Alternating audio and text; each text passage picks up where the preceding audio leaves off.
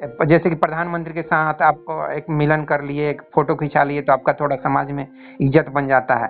उसी तरीके से तो ये आचार्य प्रशांत और सदगुरु भी अपना मतलब उनके साथ में लोग इसी तरीके से बैठ के मुझे लगता है उनका प्रवचन सुनते हैं, जबकि कुछ होने जाने वाला है नहीं। क्या बोलेंगे? देखिए, आचार्य प्रशांत का जो बात है, आचार्य प्रशांत और सदगुरु हो गए, चाहे जो भी लोग हैं शिव से रिलेटेड जो भी साधनाएं सिखा रहे हैं, अगर देखिए समस्याएं असलियत है तो समाधान भी असली होना चाहिए, हम हर बार बोलते हैं। लेकिन जिस तरह से ये सिखा रहे हैं या शिव की बातें बता रहे हैं, केवल बातें बताना समाधान नहीं, असलियत नहीं है। लेकिन असलियत समाधान तो हो भी नहीं सकता है ना। अब कहाँ से आप 30 करोड़ बेरोजगार को रोजगार दे देंगे? कौन दे देगा? आप प्रधानमंत्री बन जाएंगे तो दे देंगे, मैं बन जाऊंगा तो दे दूंगा, समाधान दे दीजिएगा। शिव का फिलोसफी लेकर के आइए, प्राउड को आप दे दीजिएगा। तो 30 करोड़ लोगों को रोजगार कौन दे देगा? 30 करोड़ नहीं, 300 करोड़ को दे दीजिएगा। कहाँ से दे दीजिएगा? वैसी व्यवस्था होती है। देखिए सोशल इकोनॉमी जो होता है ना, देखिए आप मान लीजिए कि एक चीज आपसे पूछ रहे हैं, ठीक है, मान लीजिए कि आपके पास 10 लाख रुपया है। हाँ ठीक है। हाँ। और आपका एक गांव है, ठीक है। हाँ। उस 10 लाख रुपया में आपको सबके घर पानी पहुंचाना है। हाँ। तो एक तरीका है कि सबके घर में बोरिंग खोद दीजिए, नॉर्मल है ना। लेकिन एक बोरिंग का खोदाई में 1 लाख लग रहा है, तो 10 ही घर में पहुंचा पाइएगा। एक तरीका है कि 10 लाख से एक बड़ा तालाब खोदवा दीजिए और उसे पाइपलाइन के द्वारा पहुंचवा दीजिए। तो तरीका हमेशा मौजूद होता है, हमारा नजर समाधान की तरफ जाना चाहिए।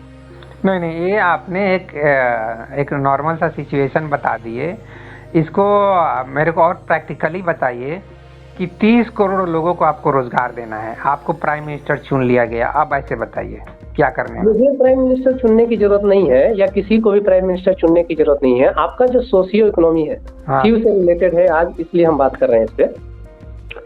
जो हम लोग का जो अभी सोशियो इकोनॉमी व्यवस्था है, उस व्यवस्था में आप इतने लोगों को रोजगार नहीं दे सकते हैं, ठीक है। व्यवस्था परिवर्तन करेंगे। लेकिन जो शिव बोलते हैं, जिस व्यवस्था की बात करते हैं, और उस व्यवस्था को लेकर के आनंद मूर्ति या उनका नाम प्रभात रंजन सरकार था, जो उस चीज को उजागर करते हैं, प्रोग्रेसिव यूटिलाइजेशन थ्योरी, उसके थ्रू आप 300 करोड़ लोगों को भी रोजगार दे सकते हैं। ये वही है ना जिनका आप बोलते हैं सुभाष चंद्र बोस के भगना? हाँ, सुभाष चंद्र बोस के भगना हुए। अच्छा। तो इसमें है क्या, सिस्टम क्या है कि ये बोलते हैं कि जो चीजें है ना, कोऑपरेटिव 5-7 तरह की होती हैं, जिसमें से एक तरह का कोऑपरेटिव्स के लिए ये लोग बात करते हैं।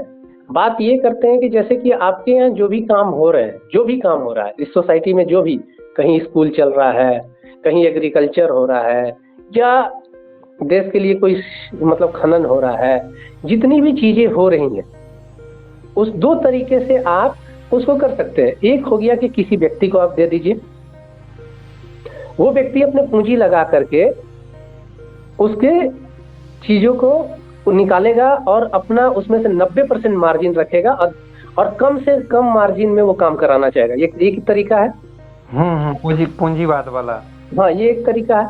एक तरीका ये है कि उस चीज को कोऑपरेटिव में दे दीजिए और उस चीज को उनके थ्रू कराइए, और जो उसमें से पैसा निकलता है वो उन लोगों के बीच बटे, और उसके में से फिक्स करके मतलब बचे जो, मतलब वो सारा चीज उन्हीं में बटे। मैं समझ गया, सारा कुछ वही कार्ल मार्क्स का जो साम्यवाद है ना, चाहे प्रेमजीत सिरोही का जो थ्योरी है। नहीं, उधर नहीं है मेरा, ये उस तरफ नहीं है। कार्ल मार्क्स का तो फिलॉसफी फेल हो गया। नहीं तो वैसा ही है ना फिलहाल केसर जी, वो हाइपोथेटिकल ही है वो अभी। नहीं, देखिए हाइपोथेटिकल क्या चीज है बता रहे हैं। आपका अगर आपको दुख है, तकलीफ है और आपको समाधान नहीं मिल रहा है, तो आपको मिलना चाहिए। अगर आप बताइए सोसाइटी में दुख और तकलीफ है या नहीं है? दुख तकलीफ है ना। अगर हम बोल रहे हैं, और ये दुख तकलीफ क्या इस सोशियो इकोनॉमी से घटेगा या बढ़ेगा? घटेगा, अगर लोग समझदार बनेंगे, समझदार की तरह जीवन जिएंगे। नहीं, ये घटेगा नहीं। आप हिडनबर्ग का रिपोर्ट देखे होंगे जो 2023 में आया था उसमें 72% देश का जो धन है मात्र देश में 21 लोगों के पास है। ठीक है, और हर साल सुनिए, हर साल 1 से 2% टोटल जो जनता के पास 28% धन है उसमें से जाएगा। तो आप अगर बताइए 10 साल के बाद 10 दूनी 20% चला गया, अभी 72 है, 72 और 20 92% हो जाएगा 2000 मतलब 34 में, तो ये स्थिति तो और खराब होगी। खराब होगी तो मेरे हिसाब से चलेंगे तो बस पैदा हो गए गरीब घर में तो खाओ पियो और जाओ वाला जिंदगी जियो, कहानी खत्म। हाँ तो वही मैं बोल रहा हूँ, जो आपने बोला ना भी बढ़ेगी कैसे? सदगुरु के बारे में जो आपने बोला, जैसे आपने जो एक और नाम लिया प्रशांत किशोर का, क्या नाम है उनका, आचार्य प्रशांत का, सॉरी। तो ये लोगों को ये नहीं समझ में आ रहा है कि हम जो शिव के बारे में बोल करके लोगों को जो बेवकूफ बना रहे हैं।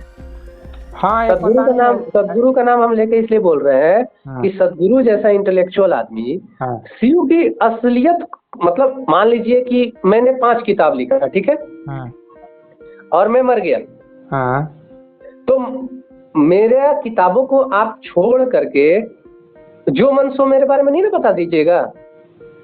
तो शिव ने जो जो चीज दिया वो चीज ना लोगों को देंगे आप, कि अपने हिसाब से बोलने लगेंगे शिव के बारे में। तो जिसमें हमारा फायदा होगा वो हम चीज बोलेंगे। तो ये तो फिर कोई बात नहीं हुआ कि जिसमें फायदा होगा, ये तो फिर गलत हुआ ना। हाँ गलत हुआ तो मेरे को उसी से पैसा मिल रहा है, प्रेस्टीज मिल रहा है, नेम फेम मिल रहा है। तो शिव की जो मेन चीजें हैं आपको वो सामने लाना है। मंदिर में जाके प्रसाद खा लेने से शिव की चीजें आपको नहीं मिल। शिव मतलब पूरा विप्लव। शिव मतलब ये नहीं कि मतलब आप शिव के पास गए और शिव के पास व्यक्ति जा रहा है तो अंदरूनी भी बदलेगा और बाहरी भी बदलेगा। शिव साधारण आदमी नहीं है। तो शिव की कहानियां सुना करके अगर कोई परिवर्तन नहीं हो रहा, मतलब आपके अंदर विप्लव नहीं हुआ। तो जो व्यक्ति आपको मूर्ख बना रहा है, शिव मतलब पूरा विप्लव है, सोशियो इकोनॉमिक के रूप से भी विप्लव और ऊर्जा के स्तर पे भी विप्लव। इस तरह का परिवर्तन शिव मतलब जो उनके पास जाता था उसमें करते थे, और चाहे उस तरह के परिवर्तन में बिलीव करने वाले व्यक्ति थे। मैं तो कहूँगा कि भाई देखो, जैसे पैसा कमा रहे वही तेती पापा सारी जेती लंबी सौर।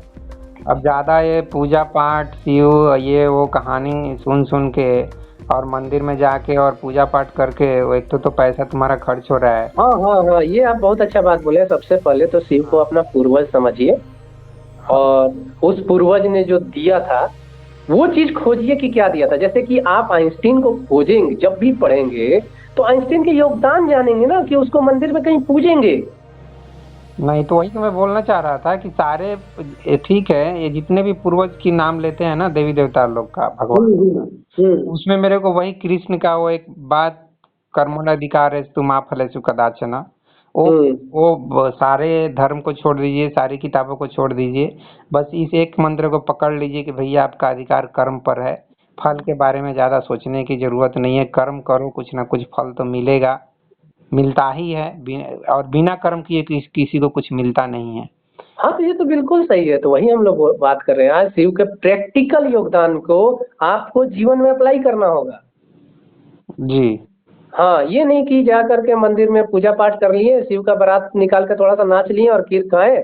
सदगुरु बताते हैं रात में 12 बजे खीर पकाइए और खाइए, और उस खीर को खाने से बहुत परिवर्तन हो जाएगा।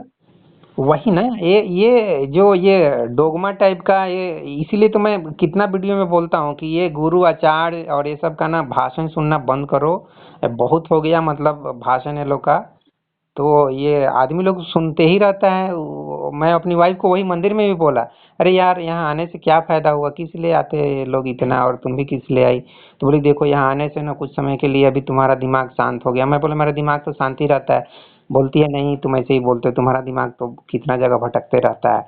अब वो विश्वास भी नहीं करती तो मैं बोला मैं तो तुम्हारे साथ आ गया, नहीं तो यहाँ आने से क्या फायदा है, यहाँ बस 100 लोगों का भीड़ देखने के लिए मिल रहा है, नहीं तो है क्या यहाँ मंदिर में आने से क्या फायदा हुआ। बोलती देखो वही देखिए, सबसे बड़ा बात वही मेन बात है कि शिव ने जो प्रैक्टिकल दिया। मान लीजिए एक एक्सरसाइज जैसे तांडव, ठीक है, तांडव दिया, तांडव करेंगे तो आपका शरीर बहुत बलिष्ठ होगा, बहुत मजबूत होगा। उस चीज को करें कि उनका पूजा करें, बताइए कि शिव जैसा बलिष्ठ आपको बनना है कि उनका जा करके फूल चढ़ा करके घर आ करके। और अभी के शरीर में तो, अभी के समय में तो कमजोरी और बढ़ रहा है शरीर में, तो केमिकल खा करके। आदमी को जो चीज आराम से हो जाए वो चीज चाहिए। तांडव हाँ करवाएंगे उसमें हाँ। बहुत ज्यादा मेहनत करवा रहे हैं तांडव। यहाँ आदमी ना तो ध्यान करना चाह रहा है ना तो तांडव करना चाह रहा है। जो फैक्ट है वो फैक्ट है भाई। तो आप जो आदमी भी आप तांडव कुछ का एक वीडियो डाल दीजिए और एक ध्यान का वीडियो डाल दीजिए, कुछ भी व्यूज नहीं मिलेगा। और वहीं पे आप सेक्स का बात करके कोई वीडियो डाल दीजिए, आचार्य प्रशांत का डाल दीजिए तो, और चाहे कृष्ण का डाल दीजिए, कृष्ण के बारे में कुछ कंट्रोवर्शियल बात कर दीजिए, वो उसमें व्यूज मिल जाएगा। लोगों का ऐसा है भाई, लोगों को भाषण चाहिए, मनोरंजन। तो मनोरंजन जिसको चाहिए, कहानियां जिसको सुनना है, वो तो प्रैक्टिकल की तरफ उसका फिर उसका तो कभी रुझान ही नहीं होगा। जिनका रुझान नहीं होगा उनके लिए वही पता आचार्य जी लोग हैं। हाँ। उनका मनोरंजन करेंगे और वो सुनेंगे, अच्छी अच्छी बातें सुनिए और घर में जाकर सो जाइए। और परेशानी आए तो फिर उनके पास चले जाइए अच्छी अच्छी बातें सुनने। हाँ। लेकिन खुद कभी मजबूत नहीं होना है शिव के जैसा। हाँ, और नींद का गोली भी है, नींद का गोली भी खा सकते हैं। हाँ, ये तो मतलब जो लोग इस तरफ जा रहे हैं उनसे मेरा मतलब ये है। और जो लोग लोगों को इस तरफ ले जा रहे हैं, गुरु जो होता है ना, आचार्य जो होता है ना, लोगों को कठोरता की तरफ ले जाता है, ना कि सुलाने की तरफ। और पर अंधविश्वास और डोगमा में गुरु नहीं ले जाएगा कभी भी। तो गुरु का फायदा क्या है? गुरु वो का दो फायदा बस अपना नाम, नेम एंड फेम बन रहा है, तो पैसा भी मिल रहा तो है। फिर वो गुरु नहीं है, फिर वो तो मतलब कि बाकियों की तरह भ्रष्ट आदमी है। अच्छा, भ्रष्ट ही बना दिए। तो भ्रष्ट नहीं है तो क्या हुआ? गुरु का काम है जगाना। गुरु का काम है, गुरु मतलब अ, आपसे आपको परिवर्तित करने वाला व्यक्ति। तो परिवर्तित करने के जगह कहानियां सुना करके सुलाने वाला व्यक्ति नहीं चाहिए गुरु में। हम्म। गुरु गुरु मतलब कुछ भी हो जाएगा, लेकिन वो मतलब ये नहीं चाहेगा कि उसका जो शिष्य है, जो या जो उसके साथ है, वो व्यक्ति कभी काबिल नहीं बने। वो तो चाहेगा कि हमसे भी काबिल बने। शिव तो चाहेंगे कि हमसे भी कोई काबिल बन के निकले। तो कहने का मतलब ओवरऑल अगर देखा जाए, वीडियो को समाप्ति की तरफ ले जाया जाए, तो हम्म। ये जो कुछ भी शिव के नाम पे हो, चाहे कृष्ण के नाम पे हो, चाहे राम के नाम पे हो, जो कुछ भी पूजा पाठ किया जा रहा है, अंधविश्वास फैलाया जा रहा है, अंधविश्वास ऐसी ऐसी कहानियां सुनाई जाती है, ऐसे कर दिए वैसे कर दिए, इसकी कोई उपयोगिता मुझे दिखाई देती नहीं है, सिवाय लोगों में अंधविश्वास ही बढ़ रहा हो। भाग किस्मत की जैसी चीजों पर उनका विश्वास पड़ रहा है, एस्ट्रोटॉक जैसा चीजों पे, मतलब हम अपनी हाथ की लकीरें दिखाते हैं, कुछ नंबर चेंज, ये वो, उपग्रह और ग्रह उपग्रह की बातें, ये सब बड़ा ही एक तरह से लगता है कि कितना, मतलब ये खराब लगता है मुझे। क्या मैं उसको शब्दों में बताऊं आपको। मुझे लगता है ये सब चीजें ना हमारे देश को विकसित देश बनाने से रोकती है, हमारे देश के लोगों को विकसित लोग बनाने से रोकती है। भले ये लोग बोले कि यार वो अमेरिका वाला को देखो क्या हाल है, वो लोग तो इतना साइंस में डेवलप है, लेकिन वो लोग का परिवार में देखो कैसा तितर बितर है, वो लोग का कैसा परिवार टूट रहा है, बच्चे लोग कैसे पोर्न के एडिक्ट हो चुके हैं, नशा के एडिक्ट हो चुके हैं, कैसे फ्रांस का ही अभी बात कर रहे थे ना, वहाँ देखो कैसे गर्भपात का नियम बन गया है। ये सब क्या चल रहा है? वो सब अच्छा है क्या? उससे तो हमारा देश अच्छा है। तो इस तरीके से लोग वो मतलब दोनों तरफ से बातें कर देते हैं। तो क्या बोलेंगे मतलब, ये उपयोगी है कि मतलब अंधविश्वास और धर्म के नाम पे ही अगर हम लोग थोड़ा सांस्कृतिक जीवन जी रहे हैं, सभ्यता वाली जीवन जी रहे हैं, तो अच्छा है ना। वो लोग से तो बेहतर है हम, वो लोग के जैसा तो हम आवारा पशु के जैसा तो जीवन नहीं जी रहे हैं। क्या बोलेंगे? देखिए, बात ऐसा है कि ये जो देश है, इस देश का नाम है भारत। भारत मतलब ज्ञान में जो रत हो। तो जो व्यक्ति ज्ञान में रत रहेगा वो ऊपर जाए या बाकियों से थोड़ा सा आप अपने आप को बेहतर समझ रहे हैं वहीं पे रुक जाए। नहीं, बेहतर बनते चले जाएं। तो जब बेहतर बनते चला जाए तो व्यक्ति को तो उन चीजों को अपनाना होगा ना जो उसको अंदर से परिवर्तित कर दे और बाहर से भी परिवर्तित कर दे, ऐसा बनाना होगा ना। जी जी, मेरा तो वही प्रयास होता है कि अंदर से भी परिवर्तित हो, अंदर से भी विकसित हो, और बाहर से भी व्यवस्था काफी विकसित हो, जैसे कि जापान का है, चाहे अमेरिका का भी व्यवस्था बहुत विकसित है। भले ही व्यक्ति लेवल पे, पारिवारिक लेवल पे भले ही वो लोग बिखर रहे हैं, उनको इंडिया से सीखना चाहिए। लेकिन ये इंडिया से ये सब अंधविश्वास तो नहीं सीखना चाहिए ना। कर्म से पीछे भागने वाली और पूजा पाठ से अपनी मनोकामना पूरा करने वाली, वो चीज तो वो नहीं सीख पाएंगे। वो लोग बोलेंगे नहीं ये लोग तो बेकार। जैसा कि कुछ वर्ष पहले वो चीन के राष्ट्रपति आए थे, तो प्रधानमंत्री मोदी जी पे कमेंट कर दिए कि यहाँ के लोगों के पास जब इतना समय है कि 2-2 घंटा आरती बनारस घाट पे देख सकते हैं, तो इन लोगों को बुलेट ट्रेन की क्या जरूरत है फिर 2-2 घंटा जिनके पास आरती के लिए समय हो। तो ये भी देखिए किस तरह से कटाक्ष करके चले जाते हैं नेता लोग। हाँ, वो तो अपने जगह पे है कि उनको क्या जरूरत है, वो तो अपने जगह पे बात सही है। हम्म। लेकिन जिनको उसमें से जैसे जरूरत होगा वो यूज करेंगे, और जिनको नहीं जरूरत होगा वो आरती करेंगे। नहीं तो आरती तो किसी को जरूरत नहीं है ना, सबको तो मनोकामना पूरा करना है। आरती हाँ, किसको चाहिए? देखिए मेन बात है ना कि ये दो स्तर पे है।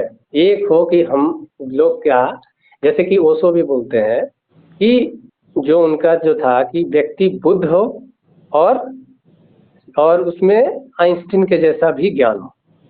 और साथ ही एक और भी चीज बोलते थे। हम्म। क्या बोलते थे उसका नाम याद है? मौज मस्ती करने वाला जोबरा दी ग्रेट बोलते थे ना, कुछ जोबरा दी बुद्धा। जोरबा दी बुद्धा। हाँ, बुद्धा भी हो, आइंस्टीन भी हो और जोबरा भी हो, सब कुछ मतलब। हाँ, जोरबा यही है कि बुद्ध और आइंस्टीन जैसा उसमें हो। तो जो मनुष्य है उसको भीतर से भी शांत होने की जरूरत है, और बाहर से भी प्रगतिशील और उन्नत होने का जरूरत है। जी जी जी, वो तो इसमें से किसी चीज को छोड़ा नहीं जा सकता है, दोनों को। और शिव को जो इस तरह से हम लोग पकड़ करके रखे हैं कि केवल उनको डोगमा बना रहे हैं, ये बनाने की जरूरत नहीं है। शिव शिव का जो वाणी है, सदा शिव बोलते हैं, उत्तमो ब्रह्मा सद भाव मध्यमा ध्यान धारणा जप स्तुति स्याधमा मूर्ति पूजा धमा धमा। क्या मतलब? हाँ, सबसे उत्तम ब्रह्मा सद्भाव की साधना है, दूसरे स्तर पर ध्यान धारणा है, जप स्तुति निम्न स्तर की, तथा मूर्ति पूजा सबसे अधम और निम्न स्तर की पूजा है। खुद शिव बोल रहे हैं। शिव बोले हैं? हाँ, माय गॉड, तो गजब। ठीक है। तो जिन लोगों ने भी ये बोला है ना, उनकी सबसे ज्यादा पूजा होती है मूर्ति पूजा। हाँ। इन्होंने बोला, कृष्ण ने बोला गोवर्धन पूजा के इंद्र का पूजा नहीं करना है तुम लोगों ने, सब लोगों ने कृष्ण का पूजा शुरू कर दिया। बुद्ध ने कईयों जगह बोला कि मेरी मूर्ति नहीं बनाना है, मेरी मूर्ति पूजा नहीं करना है। दुनिया में सबसे ज्यादा मूर्ति उनका बना करके रख दिया। तो बात ऐसा है कि भीतरी परिवर्तन के लिए देखा जाए तो शिव ने बताया है रास्ता, तो उस रास्ते पर नहीं चल करके हम, इसका मतलब शिव के विरुद्ध चल रहे हैं। और ये लोग हम लोगों को, जो ये सदगुरु जो इतना बड़ा बनाए हैं शिव का मूर्ति, ये खुद शिव के विरुद्ध खड़े हैं। हाँ, इनका फायदा है इसलिए खड़े हैं। तो जब शिव के विरुद्ध आप खड़े हो गए तो आप लोगों को समझा रहे हैं, तो ये लोगों को समझना चाहिए कि शिव क्या बोल के गए हैं। तो शिव से हमें सीखने का जरूरत है ना। शिव के नाम पे बिजनेस करने वाला से तो नहीं सीखना है ना। अब लोगों को लगता है कि हम लोग को तो कुछ मालूम है नहीं, सदगुरु को ज़्यादा मालूम है, वो ज़्यादा एक्सपीरियंस्ड है और शिव से उनका कनेक्शन है। तो सदगुरु जो भी बोलते हैं उनका अगर हम प्रवचन सुनते हैं तो हमारी भी मनोकामना कुछ पूरी हो जाएगी, हमारा भी कनेक्शन शिव से हो जाएगा। अरे कुछ नहीं तो मुक्ति तो मिल जाएगी, ये जन्म मरण से छुटकारा तो मिल जाएगा। इस चक्कर में लोग चिपक जाते हैं सदगुरु से, चाहे आचार्य प्रशांत से, चाहे रजनीश से। स्वार्थ है भाई, हर एक जगह कुछ न कुछ स्वार्थ है। कुछ तो स्वार्थ, देखिए जहाँ पे मेरा खुद का स्वार्थ है, तो देखिए एक चीज मैंने देखा है कि कोई भी आदमी अगर कोई स्वार्थ है ना, तो उसको कोई और, जिसका मतलब कि जो चालाक व्यक्ति है ना, उस आदमी को जल्दी पकड़ सकता है। क्यों? क्योंकि जैसे कि सिंपल सा, किसी को स्वार्थ मतलब जरूरत भी है, उसको कोई चीज का जरूरत है। और जो व्यक्ति ये भांप लिया कि इस व्यक्ति को ये जरूरत है, और वो ये आपको वचन दे रहा है कि नहीं मैं आपकी जरूरत पूरा कर दूंगा, तो आपको कोई और तो बोल नहीं रहा पूरा कर दूंगा, तो आपको ऑटोमेटिक उस पर अपना विश्वास हो जाता है। तो ये जो जरूरतें हैं अपनी, इन सब चीजों को शिव ये नहीं बोल रहे हैं कि मैं तुम्हारी जरूरतें पूरा करने के लिए हूँ। शिव बोल रहे हैं कि मैं तुम्हें मतलब कि देव बनाने के लिए हूँ, या तुम देव बनो और इन सब चीजों से छुटकारा पाओ। और शिव खुद बोल रहे हैं कि ये सब चीजें नहीं करनी है जो मंदिरों में अभी हो रही है। तो उन सब चीजों से छुटकारा पाने की जरूरत है। ध्यान की तरफ बढ़िए, अपने अंदर की ओर बढ़िए। शिव खुद ये भी चीज बोले हैं कि इस तरफ बढ़ना है आपको, क्योंकि सबसे निम्न जो चीज है वो चीज से तो आप को एक ना एक दिन तो आपको छोड़ना ही होगा उसे। मूर्ति पूजा। लाइफ तो देखिए तो एकदम केसर जी एकदम सिंपल है। आपको अगर अपनी अंदर की जागरूकता चाहिए, समझ चाहिए, तो उसके लिए आप ध्यान थोड़ा कीजिए। आपका ब्रेन जितना ही पीसफुल स्टेट में रहेगा उतना ही आपकी नेचुरल समझ बढ़ेगी। और जहाँ तक पैसा, पावर, प्रेस्टीज, नौकरी, ये वो दुनियादारी की बात है, बिजनेस, वहाँ पे आपको कर्म करने की ज़रूरत है। तो उस कर्म में भी आपका ये जो अंदर की जो होश है, जो जागरूकता है, वो आपको फ़ायदा पहुँचाएगी, वो आपको अच्छी बुद्धि विवेक देगी। लाइफ बस इतना ही है देखा जाए तो 1 मिनट में। हाँ हाँ, बिल्कुल बिल्कुल ऐसा ही है कि आप अकर्म की अवस्था में रहिए तो भी आपको होशवान रहना है, और आप कर्म की अवस्था में रहिए तो भी आपको होशवान रहना है, ताकि दोनों अवस्थाओं को आप साक्षी हो सके। हाँ, और उसी उसी साक्षी भाव से मतलब आपको अगर मुक्ति भी चाहिए तो उसी साक्षी भाव में, होश की अवस्था में कर्म करके आपको मुक्ति भी, आप खुद लगेगा कि हमको जो कुछ भी चाहिए सब कुछ मिल तो गया, और क्या मतलब और किस लिए पैदा होना है, कि कोई इच्छा ही नहीं रह जाएगी। ऐसा लगेगा जब जैसे कि आपको सारी इच्छाएं पूरी हो गई। मतलब आपके पास जो कैपेबिलिटी है, आपके अंदर जो फ्रेग्रेंस है, जो खुशबू है, जब आप उसको दिखा ही दिए, टैलेंट को अपना एक्सप्रेस कर ही दिए, तो फिर आपको खुद लगेगा कि अब दोबारा पैदा होने का कोई जरूरत नहीं है। तो वही आपकी मुक्ति की अवस्था हो गई। बिल्कुल बिल्कुल। देखिए, जो शिव का बात है तो शिव को मतलब कि बहुत कुछ और भी महाकाल भी बोला जाता है। देखिए, जो साधना की जो बातें है ना, और व्यक्ति में जो अंतिम परिवर्तन होता है, तो उसके होने का जो मेन कारण है ना, वो है मौत। मौत का साक्षी होना पड़ेगा जीवित होकर। हाँ, तो उसके लिए जिस दिन वो जीवित मतलब कि मर गया, अब मर के फिर से वो देख लिया, अपने मौत को जी लिया, जो आदमी देख लिया नहीं, जी लिया, वही आदमी अपने जीवन में पूर्ण परिवर्तित होता है। इसीलिए शिव का जो चीजें हैं, शिव का शमशान से रिलेटेड है कि ये जो ध्यान होगा, ध्यान में अपने मौत का साक्षी होना है, और जो व्यक्ति एक दिन अपने मौत का साक्षी हो जाता है वो व्यक्ति परिवर्तित हो जाता है।